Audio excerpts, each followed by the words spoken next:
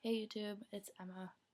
In my second video, it's only been a couple days from my last one, but I figured in my pajamas and in all my glory of the, not morning, it's noon, but whatever, I would come to you with another video, um, a bit nicer toned of a video, but nonetheless, um, basically, when I was first considering making a channel, I wanted to have an advice portion of it. And when I was first thinking about making a YouTube channel, it was in the summer, and I went through a pretty bad breakup. So I wanted to.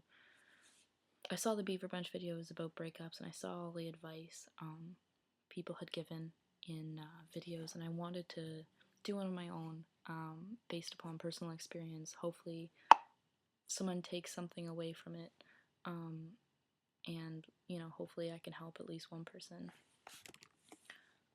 So, yeah, I made a list this time about what I wanted to say. I just wanted to give like sort of do's and don'ts when you break up with someone.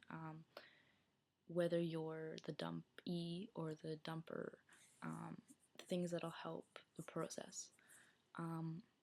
Personally, my relationship was long term, and it made it especially difficult because we had never fought in the process of our relationship. So, dealing with those emotions and the fact that we were still very civilized to each other really made things harder. So yeah, first of all, I think that my number one piece of advice, above all else, is to limit communication that you guys have with each other. Basically, this helps in a lot of ways. It helps you not think about them as much, but it also reinforces the idea that people want what they can't have. And breakups happen for a reason. They happen because people need space, and by constantly talking to the person, if you've been the one who's dumped, that doesn't give them space at all. It just, a lot of the time, it makes people feel smothered or makes people feel guilty, and that's not going to want to make them talk to you. But, the fact that people want what they can't have, if you, as the person who's been dumped, if you sort of say, okay, I understand, and you give that person the space that they ask for right off the bat, that's entirely different from what they're expecting you to do. And that works in a completely different way than you probably think it would, because I know at the time of a breakup, all you want to do is talk to the person and work things out and see them, but that's the last thing you should do, because that really doesn't help anything. And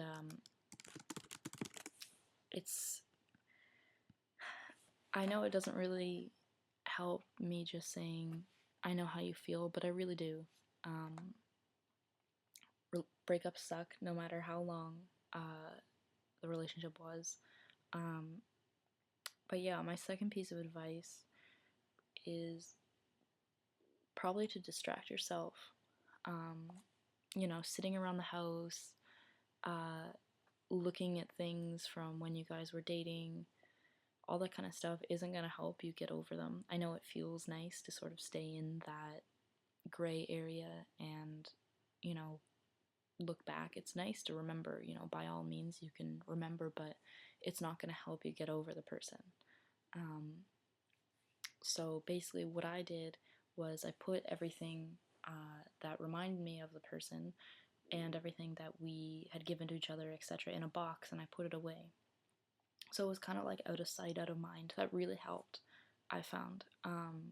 There's still times where I would look back and, take out the box and go through things, but as time progressed, it was more so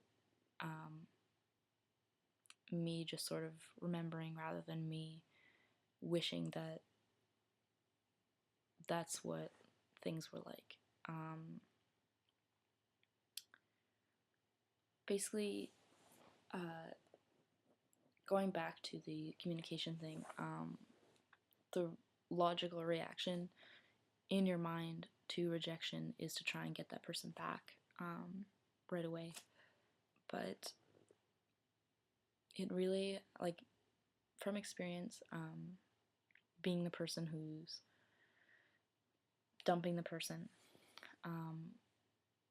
that person, kind of going on a crazy spree and really trying to win you over just kind of comes off as desperate. It never really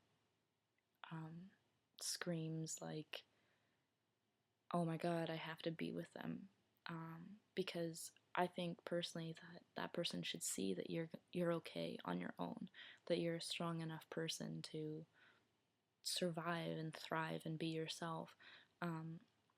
Because if you think about it, that's what they fell in love with. They fell in love with you. They didn't fall in love with you and them.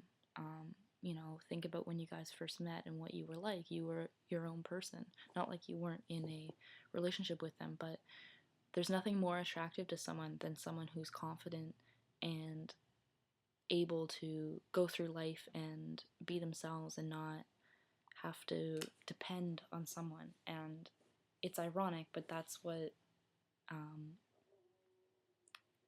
not necessarily turns the tables, but that's a really good reaction to have when you break up with someone. And it's hard to try and convey that, but that's my main piece of advice. What else do I have written down here? Oh, following with the out of sight, out of mind thing, don't check their Facebook or their MySpace, or don't read through your old emails or whatever, because with Facebook and MySpace, 9 times out of 10 you're bound to see something that upsets you, and that just completely reverses the process of getting over them, because that's all you're going to be focusing on, and you're going to get upset and angry, and then you're going to want to talk to them, and the whole cycle of things goes out of order.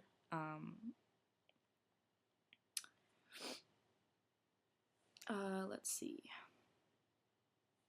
The stages of emotion after a breakup are actually a lot similar to a really big emotional trauma, like a death.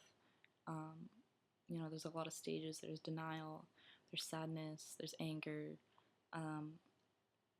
finally, hopefully, acceptance. But it is a really hard time, and if you're going through one, I'm really sorry. I really am, because I know how difficult it is. It's just try and avoid seeing each other, try and avoid talking to each other, because I don't see a lot of instances where that has helped anything, and I haven't experienced a lot of instances that seeing each other right away and talking to each other has helped.